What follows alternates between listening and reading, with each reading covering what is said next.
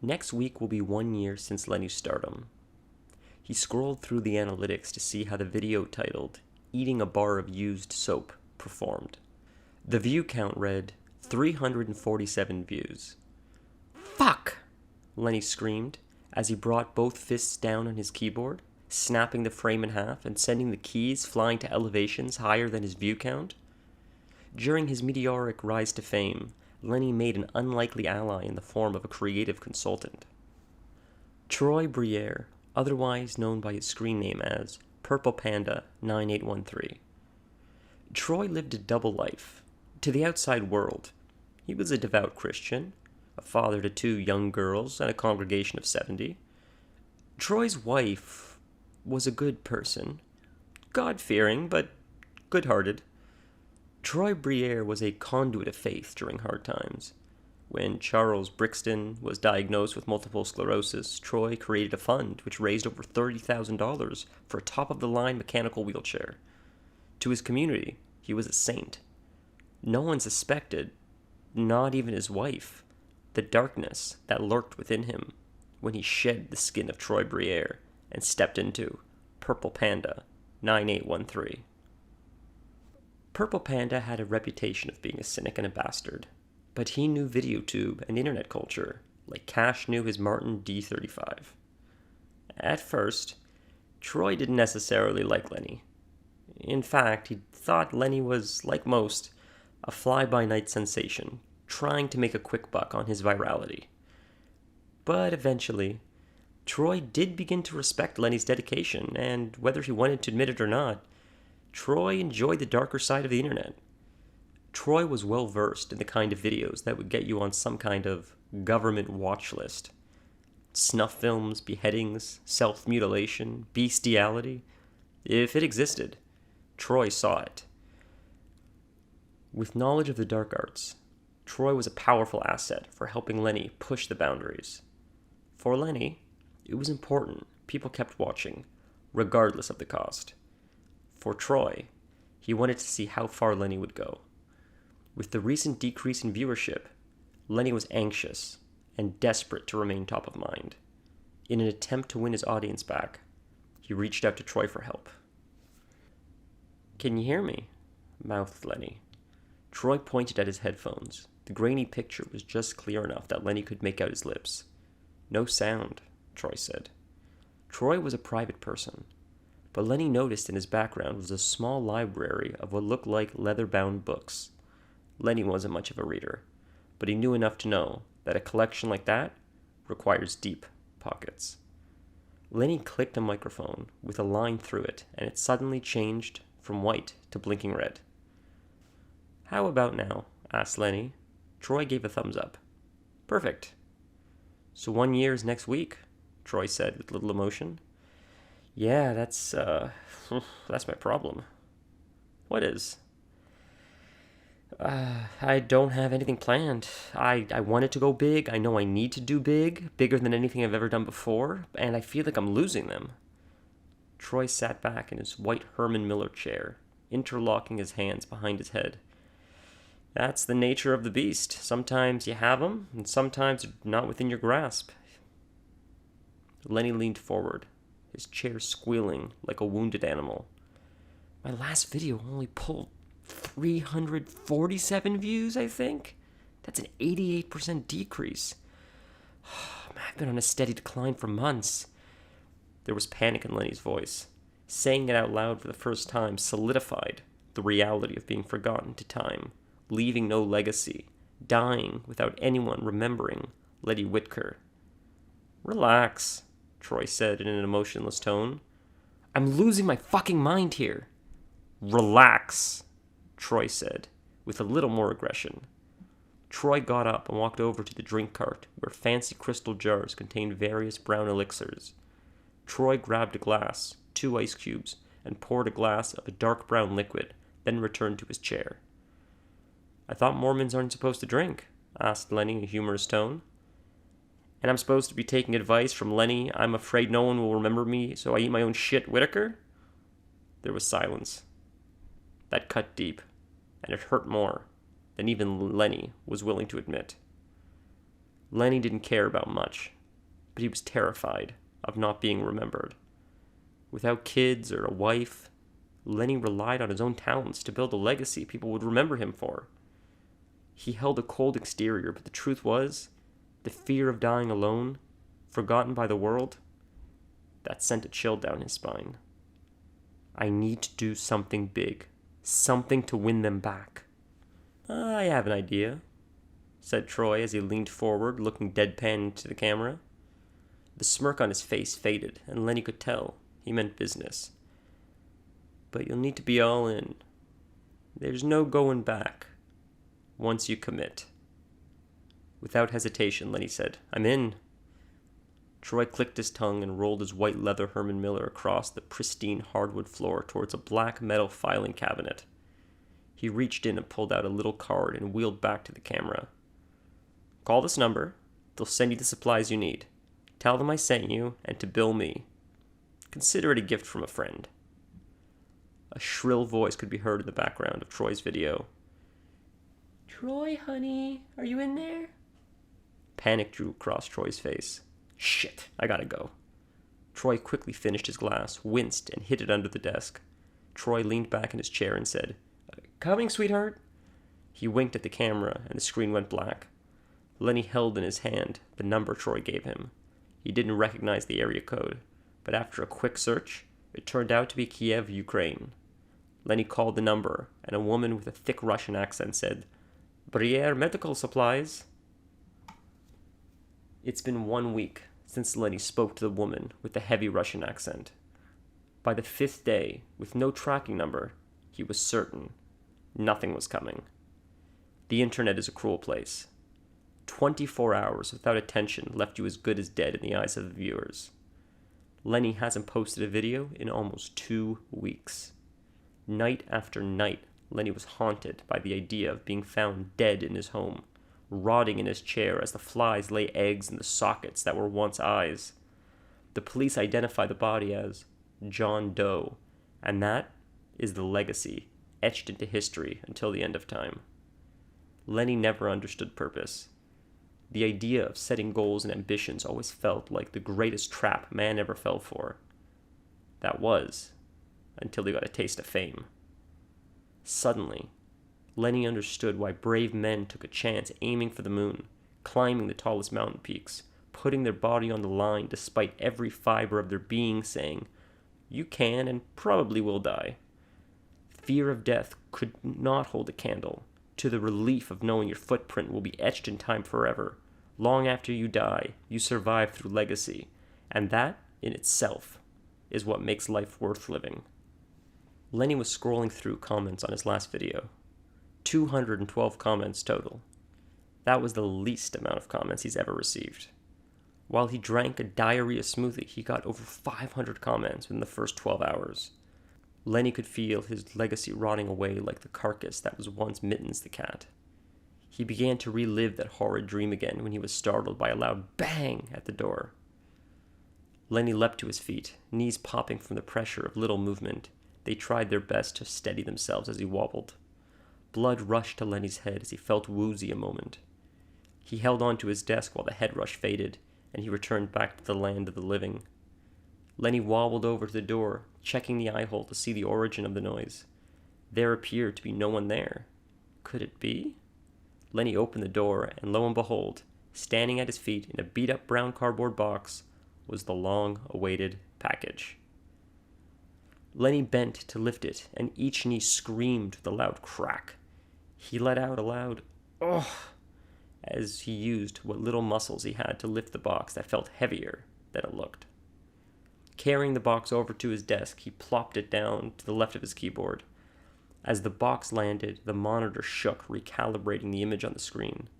The brown cardboard box had Russian letters on the side with no return address.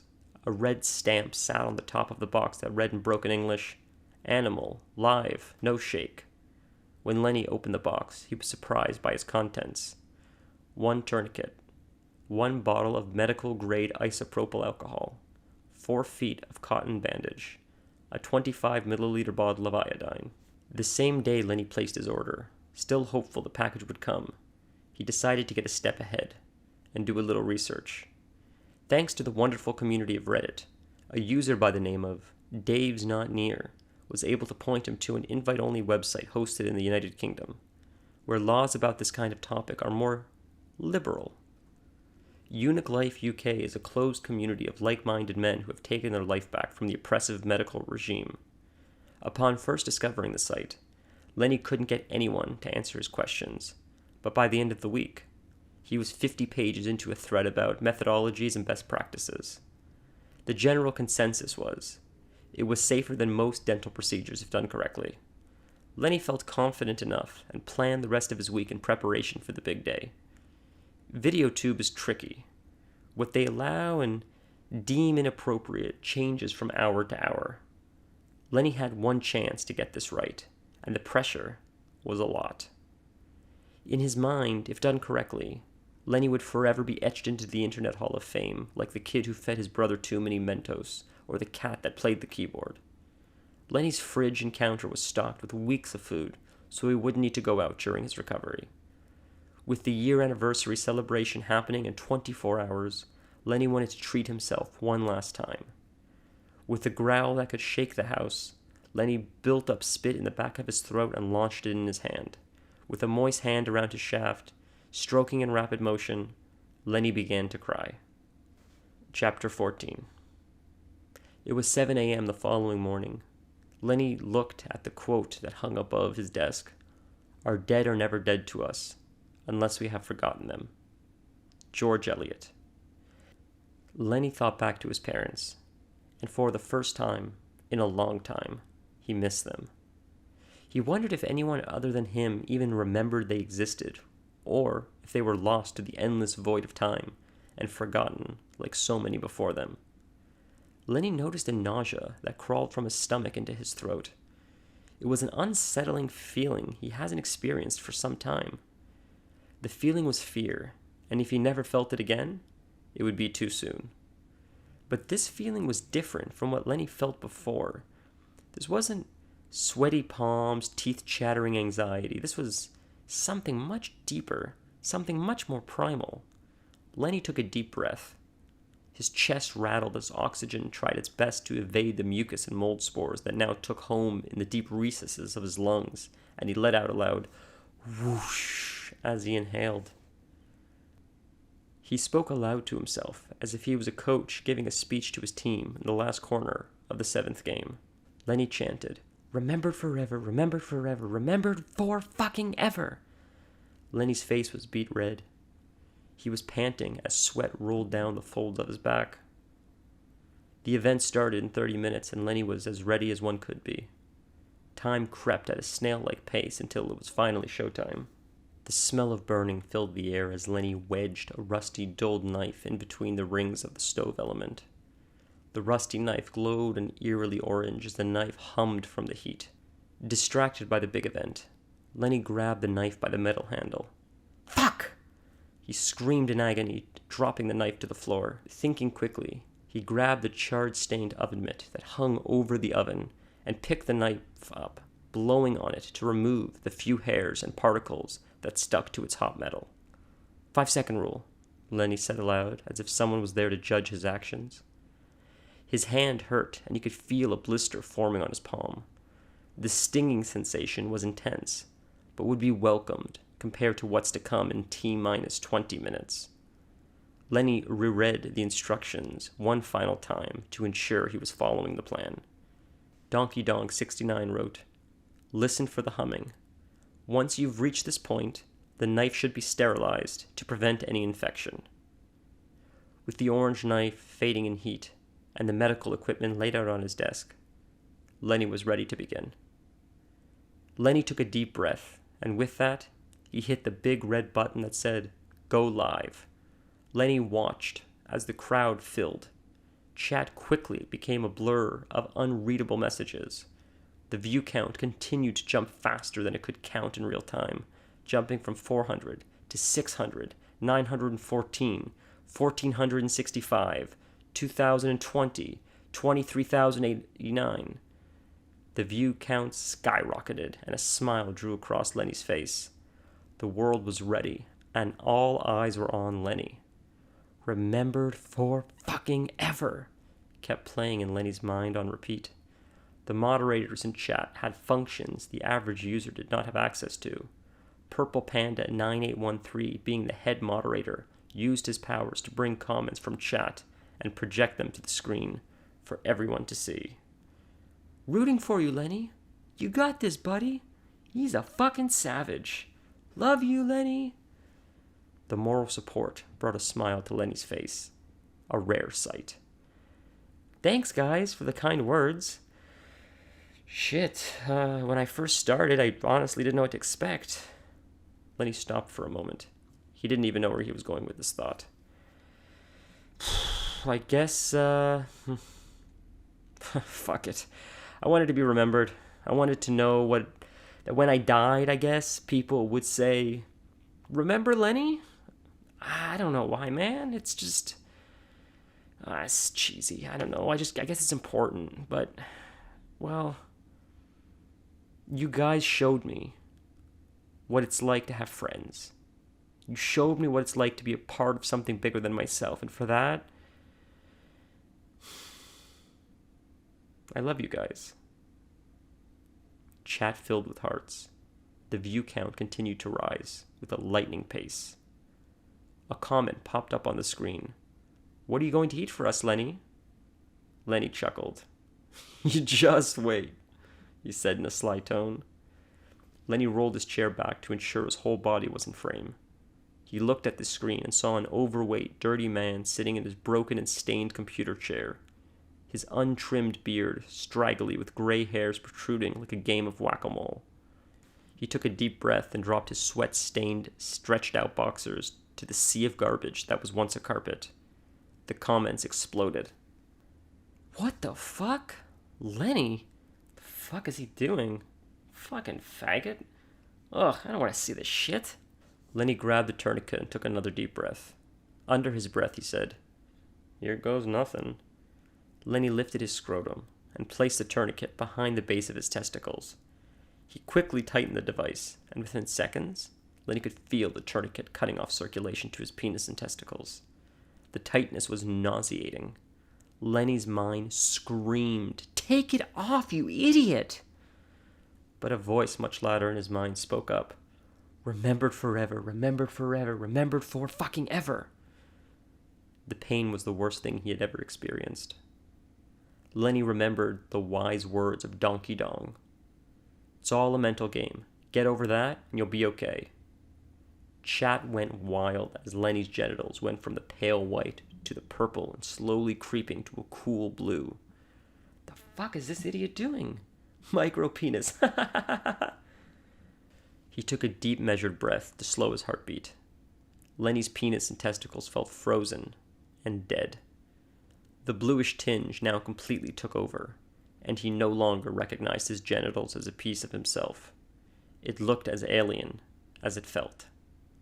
The pain was excruciating to the point where he was debating calling it, but that voice kept getting louder. Remembered for fucking ever! He began sweating profusely. In one final attempt, Lenny heard a voice. It's not too late to turn back. Just take it off, turn off the camera. Lenny contemplated for a moment. He looked down and what he saw was unrecognizable. Purples and blues, veins bulging to the point where they looked like they were going to break through the skin. Whether he was going through with it or not was never as unclear as this moment. Suddenly, Lenny remembered the wise words of a eunuch wizard. You will try to talk yourself out of it. That's not you.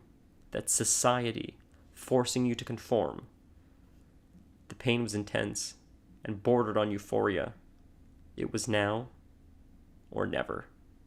Lenny took one final breath and said, Remembered for fucking ever! He grabbed the rusted, dull, questionably sterile knife. He took a deep breath, his lungs rattling as oxygen dodged the scarring and mucus like a biological pinball machine. Lenny's heart was racing, beating out of his chest. With each beat, his genitals throbbed, making the pain more intense than he could have ever imagined. He was borderline blacking out. As Lenny unscrewed the bottle of iodine and poured the entire bottle all over his junk. As the dull knife pierced the tender flesh, blood pooled from the incision. Despite how it looked, the pain was less intense than he expected. The dullness of the knife made slicing difficult. Instead, Lenny had to hack at it like a saw, back and forth, back and forth. Chat went wild. The moderators couldn't keep up with the influx of comments. Lenny increased in speed, hoping to finish the job already. Back and forth, back and forth, back and forth. The rusty knife pulled at the blue skin as he applied more pressure to make up for the dullness. "Ah!" Lenny screamed as he held his penis and testicles in the air. He quickly placed gauze over the open wound that once held his manhood and removed the tourniquet. Lenny looked at the screen, sweat pouring down his face, eyes watering as snot ran down his lips, his heart pounding as his groin throbbed. With genitals in hand, Lenny screamed, "This is my legacy!" and began to chew. The meat was tough and stringy, almost like beef jerky. The urethra crunched under, releasing a bitter combination of blood and seminal fluid. Lenny continued to chew quickly. The testicles popped in his mouth, releasing a bitter concoction of bodily fluids. The fluids ran out the side of his mouth and dripped all over his bare chest. He forgot the camera was on. At this moment, his only goal was to finish this hellish nightmare. As Lenny swallowed in one big gulp, he could feel the chunks of muscle twitch and fight their way back up his throat. Lenny kept swallowing, and eventually, it stayed down. Forgetting the camera was on, he grabbed his phone and dialed 911 before everything went black. Chapter 15. "Good morning, Lenny. Do you know where you are?" A plump black woman, short in stature, with a friendly face and a short bob cut, leaned on the rails of Lenny's bed. She wore pink scrubs with a bandana plastered with colorful fish. He looked around at the neon lighting and pale white walls. The smell of bleach and alcohol filled his nostrils. I'm in the hospital," Lenny said unenthusiastically. "And do you know why?" Well, I originally called 911 because I accidentally hurt myself." "Is that so?" "Look, as I told Dr. Shanji, I fell off my bike and tore my groin." The nurse glanced at his chart with a smirk on her face. "I see that. It says that. But you need to understand our perspective. I've been a nurse for over 20 years, and I've seen it all. But your injury doesn't indicate something that could have happened on a bike. We don't judge. I want you to know that. We're here to help. But we need you to be honest with us." With a blank expression, Lenny asked, "Can I go home?" "Soon," said the nurse. "First, we want you to speak with Dr. Ingham. She's a lovely person. You will adore her. We all do." "I'm not crazy. I just want to go home." "No one thinks you're crazy. What's so important at home?" "I have work I need to finish." "And what is that work?" "It's complicated." "I've heard it all before. Try me." Lenny scanned the room like an animal looking to make a mad dash for the exit. "Fuck, no chance," he thought to himself. He looked up at her smiling face and said, "You wouldn't understand." "Is this job related to your injury?" she asked with great concern in her voice. "I want you to know, if you're in trouble, we have people that can help you. No one has to know." Lenny said nothing. "Okay, well, we'll have Dr. Ingham examine you soon, and if you feel you're not in danger of yourself, and she feels that you're not in danger to yourself or anyone around you, then I guess we can't force you to stay." The nurse tapped the guardrail and waddled out of the room. It was 6 p.m. by the time Lenny got home. An ice pack sat between his legs. It was cold, but between 1,000 milligrams of ibuprofen, the morphine, and the ice pack, the pain was manageable. It's been 7 days since Lenny last uploaded. Lenny's wound suffered a minor infection from the injury, and as a result, pus seeped through the bandage. It was time to replace the gauze, and that's when Lenny had the brilliant idea. Lenny hit the big red button and began to eat the pus-soaked bandage. It was dry, bitter, and sour, but like everything else, Lenny got it down. Remembered for fucking ever, Lenny said to himself as he uploaded the video. He sat by his computer refreshing the page every 10 minutes to watch the view counter. By the end of the first day, he had 3 views. By the second day, it was 5. 3 days passed, then 4. Finally, a week later, Lenny only had 13 views. Lenny reached out to Purple Panda 9813, but he never responded. It was Friday night, New Year's Eve. The world was celebrating a new year and new beginnings. Lenny was eating a thawed pizza with his girlfriend. Hey boys, Candy Justin here, back from Mexico. Did you miss me? Lenny looked at the clock. It read 12:02. A new year. Same old me. Lenny began to cry. The end.